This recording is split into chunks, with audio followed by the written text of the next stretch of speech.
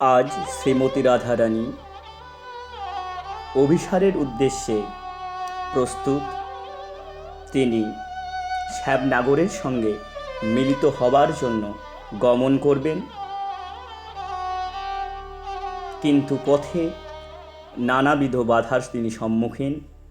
তাই ললিতা সখী রাধারানীকে উদ্দেশ্য করে বলছেন, সখীরে, গগনে অবঘন মেহ দারুণ, সঘনে দামিনী ঝলকই, কুলিশ পাতন শবদ ঝন ঝন, পবন খর তর বল গই। কুলিশ পাতন শবদ ঝন ঝন, পবন খর তর বল গই। দেখ দেখ সখী বাহিরেতে বইছে পাবন, আমি কেমনে পাব বধূ, বধূ তোমার দর্শন।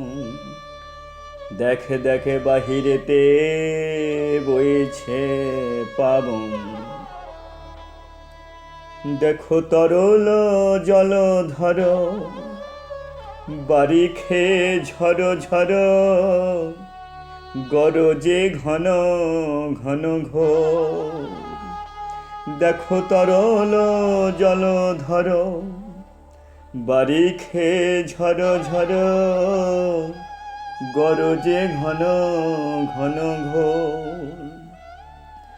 শ্যাম মোহনে একলি কই ছনে, পন্থ হে রয়ে মোরে রে। মনে হয় দাঁড়াইয়া আছে বধূ,